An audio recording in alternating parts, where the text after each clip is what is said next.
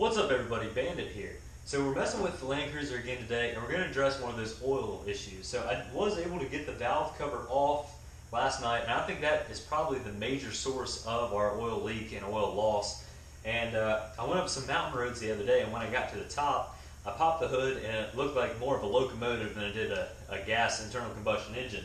And all that was just the oil kind of escaping from the seal under the valve cover and then kind of starting to burn off. So here's a look at the inside of the valve cover. I went ahead and started getting it cleaned up, but as you can see, it still does have a lot of buildup in there, and we'll show you what the engine looks like as well.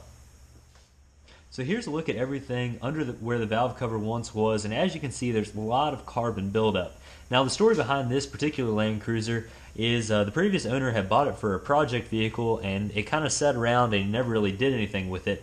And as a result, we do have a lot of carbon built up, which is probably a lot of the reason why some of the seals are starting to go bad. So this is definitely a necessary upgrade here, but I'm actually not going to mess with a whole lot of this before putting the valve cover back on. And the reason for that is, obviously I want as clean of an engine as possible, but if I start to get in here and break up big chunks and I can't get them all out, then that's just going to circulate through my engine and possibly get stuck in my oil pump or who knows what else, and then you're looking at catastrophic engine failure. So we are going to kind of suck out with a shop vac all of the little carbon bits that are loose, but kind of leave everything that's a little bit more packed on there, and just overall clean everything up the best that we can before we put everything back together.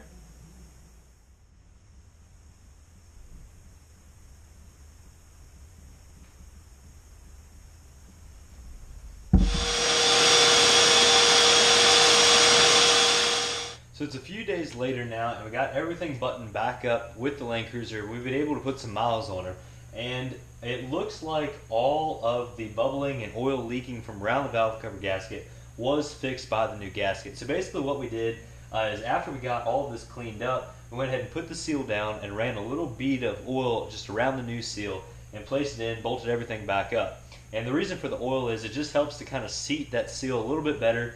And obviously it all burned off within a few minutes of driving the vehicle once it was operational again, but it appears to have completely fixed at least the oil leak from the top end by replacing this gasket. Now I did get the gasket from O'Reilly. It was about $15, so as a result of the $15, not only are we not leaking oil anymore, but I also have a lot better oil pressure and therefore more power. So all in all, it took about 2 days working off and on to do.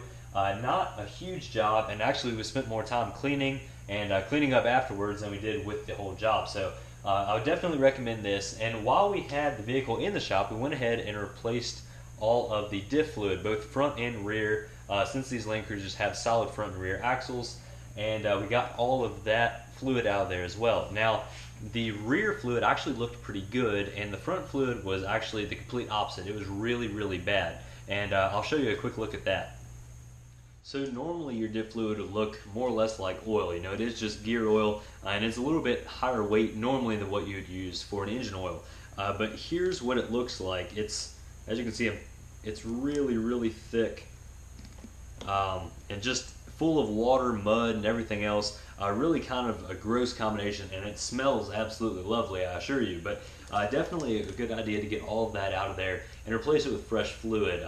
You know, fresh fluid is not really expensive, and it not only will increase the life of your seals and everything else, but it'll also add, you know, less resistance and everything else whether you're going down the highway or whether you're out on the trails. So where does this leave us with the Land Cruiser? Now obviously there's a million more things that we could still tackle, but with all of these little fixes and changes that we've been doing, we are getting it more and more trail ready, and we do plan on taking it back out on some more trails and testing out exactly what it'll do. Now we've already taken up to Flagpole, which is a trail outside of Harrisonburg, Virginia. If you haven't seen that already, feel free to check it out. But really, we just want to test and see what this thing will do stock. Now we obviously have a tire upgrade and some other little stuff, but more or less it is still a stock Land Cruiser FJ80, and we're really interested to see exactly how it'll do. So stay tuned for all that, and we'll be bringing a lot more your way before too long. However, before we do that, there is still that gas situation where we're not getting a good tank reading, and also it still kind of overflows occasionally there with the gas tank. So we definitely want to get that touched up, and then we'll be going out and exploring, hopefully pretty frequently with this thing. But it's really been a lot of fun to work on. It's one of those kind of vehicles where it's old enough to be fairly simple and easy to work on, but it's still new enough to have a lot of the amenities that we've come to know and love, like fuel injection and everything like that, and cruise control. So really great vehicle. We only spent about $2,000 to buy this thing, and we're looking at a little over $3,000 with everything that we've done to it. But it's really been a lot of fun, and I hope you're really enjoying following along at home. So thank you all very much for watching. Have a fantastic week, everybody. We'll catch you next time.